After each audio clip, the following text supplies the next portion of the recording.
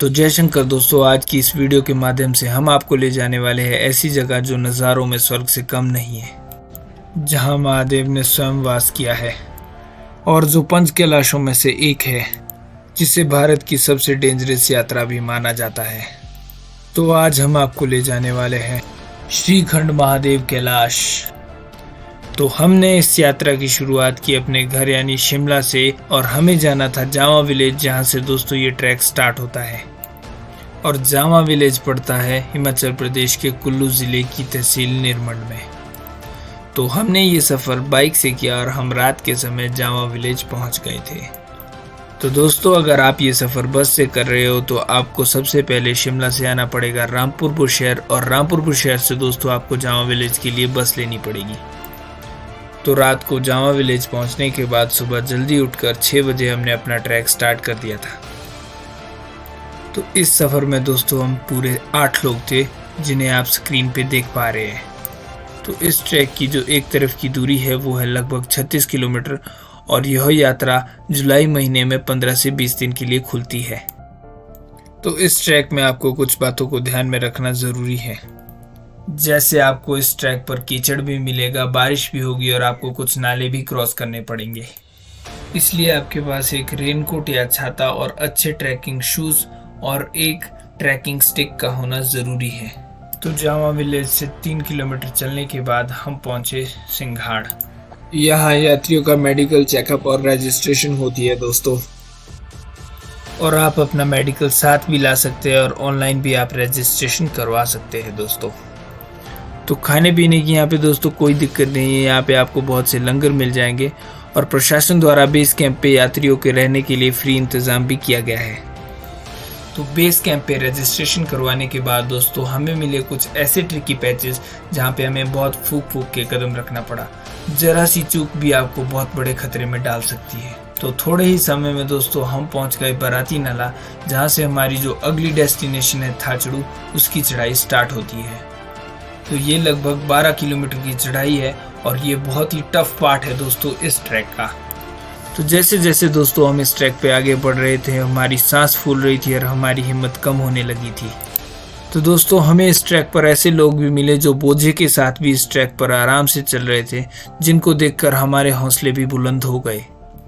तो दोस्तों, अगर आप चलने फिरने में इतने तेज़ नहीं हैं तो आराम से रेस्ट लेते लेते चलिए, और आपको यहाँ पे हर 2-3 किलोमीटर के बाद टेंट मिल जाएंगे रहने के लिए। और लगभग दोस्तों 12:30 बजे के आसपास हम पहुँच चुके थे थाचड़ू, जहाँ पे एक लंगर में हमने अपना लंच किया। और यहाँ पे दोस्तों एक छोटा सा मंदिर भी है, जहाँ से श्रीखंड महादेव के प्रथम दर्शन होते हैं। तो थाचड़ू में लंच करने के पश्चात हम चल पड़े काली टॉप की तरफ, और जो काली टॉप की यहाँ से दूरी है वो लगभग 3 किलोमीटर है। और दोस्तों ये भी एक टफ चढ़ाई है। और लगभग 1 घंटे तक चलने के बाद दोस्तों हम पहुँच चुके थे काली टॉप। और यहाँ पहुँचने के बाद दोस्तों हमें जो नज़ारे मिले उसने हमारी सारी थकान उतार दी। तो काली टॉप तक आते आते दोस्तों हमें ये लग रहा था कि हमने अपने ट्रैक का बहुत लंबा सफ़र तय कर दिया है, परंतु वास्तव में एक बहुत लंबा सफ़र आगे हमारा इंतज़ार कर रहा था। और अगली जो हमारी डेस्टिनेशन थी दोस्तों वो थी भीमद्वार, जिसकी दूरी काली टॉप से लगभग 9 किलोमीटर के करीब है। तो इस रास्ते में दोस्तों हमें कई ग्लेशियरों और कई नालों को भी पार करना पड़ा। तो अगर आप शाम होते होते भीमद्वार नहीं पहुंच पाते तो आप कुंशा में भी दोस्तों स्टे कर सकते हैं। और लगभग शाम 6 बजे के आसपास दोस्तों हम पहुंच चुके थे भीमद्वार। तो यहाँ पहुंचने में दोस्तों हमें लगभग 12 घंटे का समय लगा, क्योंकि हम 6 बजे चले थे जाओ से। तो थक तो दोस्तों हम बहुत चुके थे, परंतु फिर भी हम पार्वती बाग जाना चाहते थे, परंतु हम नहीं जा पाए, क्योंकि वहाँ पे जो स्टे ऑप्शन है वो बहुत ही कम है। वहाँ पे 400 लोगों के रहने का आयोजन है, जो इस समय तक दोस्तों फुल हो जाता है। तो हमने भीमद्वार में ही लंगर में खाना खाकर एक टेंट रेंट पे लेके स्टे किया, और उसके बाद दोस्तों हम पहुंचे उस जगह पर जहाँ पे भस्मासुर का अंत हुआ था। और अगले दिन दोस्तों हम लगभग सुबह के 3 बजे निकल चुके थे श्रीखंड महादेव की तरफ। और रास्ते में दोस्तों हमें एक बहुत ही सुंदर झरना मिला जो है पार्वती झरना। और कहा जाता है कि जब महादेव समाधि में लीन हुए थे तो पार्वती माता उन्हें यहाँ लाई थी, उन्हें समाधि से जगाने के लिए। ये जो सारी क्लिप्स है ये मैंने वापसी में आते हुए बनाई है, क्योंकि सुबह के समय हम यहाँ से अंधेरे में निकले थे दोस्तों। तो भीम द्वार से जो पार्वती बाग की दूरी है दोस्तों वो है 2 किलोमीटर। तो लगभग 1 घंटे में हम यहाँ पे पहुँच चुके थे। तो पार्वती बाग में हमें दोस्तों बहुत ही सुंदर सुंदर फूल देखने को मिले, जिनमें से एक ब्रह्म कमल भी था दोस्तों। और पार्वती बाग में हल्का फुल्का ब्रेकफास्ट करने के बाद दोस्तों हम चल पड़े पार्वती नैन सरोवर की तरफ। तो कहा जाता है कि ये जो सरोवर है ये पार्वती माता के आंसू से बना है, इसलिए इसे नैन सरोवर भी कहा जाता है। जिस समय महादेव समाधि में लीन हो गए थे उस समय पार्वती माता काफी रोई थी, तो इस सरोवर का निर्माण हुआ था।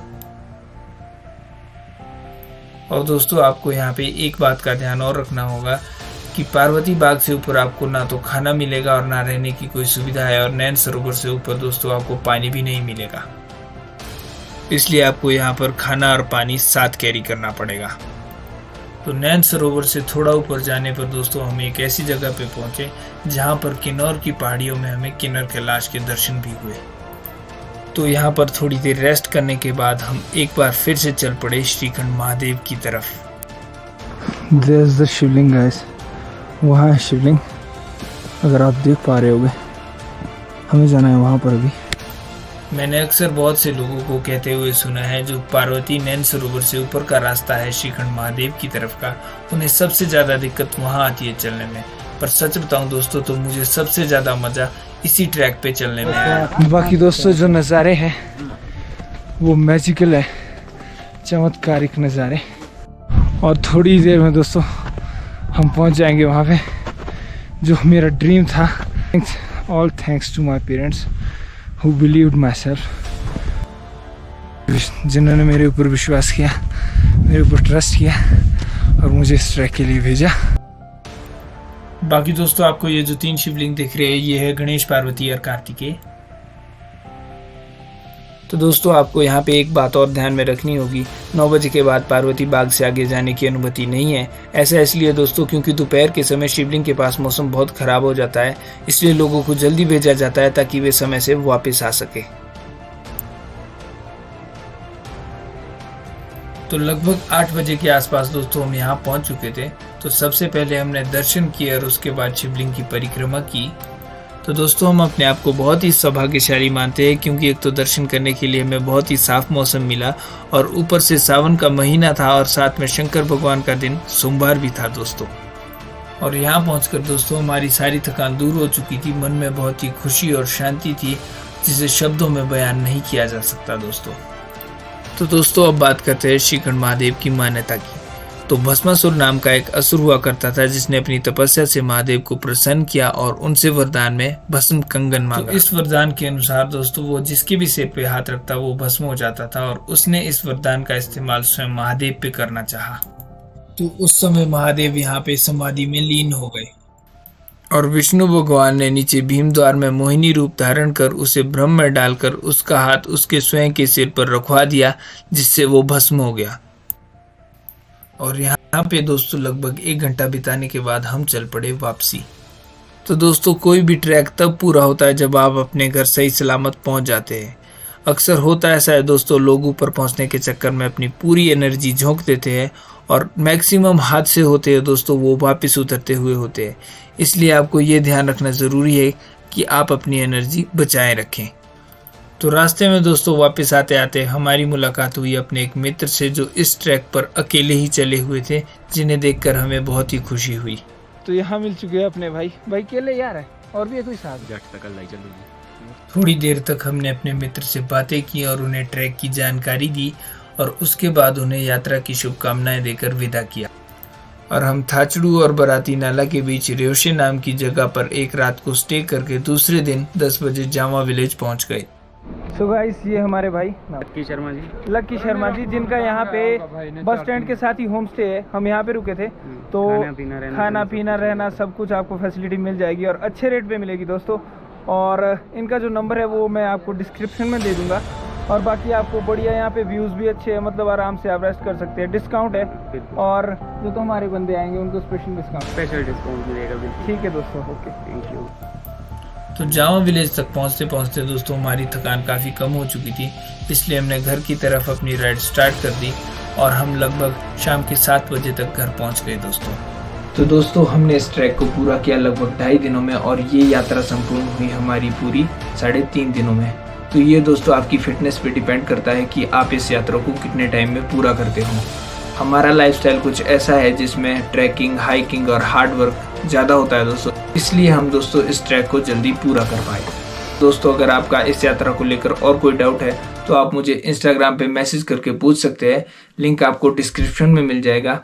और अगर आपको ये वीडियो अच्छी लगी होगी तो वीडियो को ज़रूर लाइक कर देना, कमेंट करके ज़रूर बताना आपको वीडियो का कौन सा पार्ट अच्छा लगा। हम आपसे मिलेंगे इस नेक्स्ट वीडियो में, तब तक के लिए टेक केयर, बाय।